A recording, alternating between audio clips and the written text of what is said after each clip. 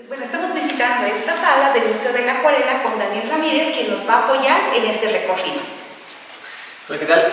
Bueno, mi nombre es Daniel Ramírez, soy historiador de profesión, tengo carrera técnica en museografía y restauración y por ello estoy a cargo del área de conservación de este museo. En esta área nos encargamos de estar al pendiente de las curadurías, al pendiente del registro y de las medidas de conservación de las obras.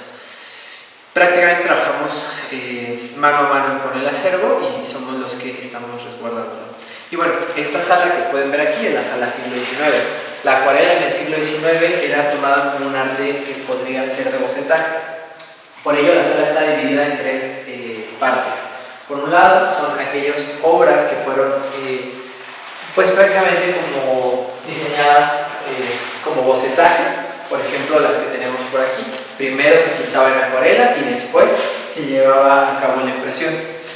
Muy importante pensar que este arte no tenía tanta repercusión como lo que hubiese sido la pintura al óleo, que para este siglo pues está bastante fuerte. De ello que muchos de los artistas que aquí vemos, estas obras solo hubiesen sido de bocetaje.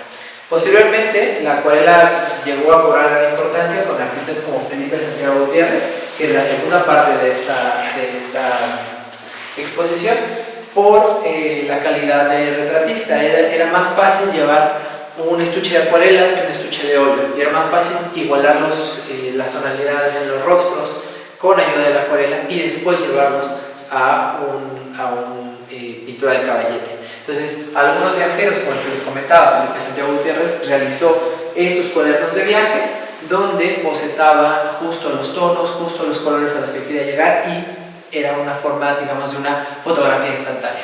Posteriormente, con los viajes que la Academia de San Carlos empezó a patrocinar para llevar a los artistas a las escuelas europeas, pues tenemos esta parte de aquí, que son aquellas imágenes ya salidas de la academia, ya salidas de un estudio, propiamente escolar, sino lo que sería equivalente a una práctica de campo, donde ellos estaban trabajándolo.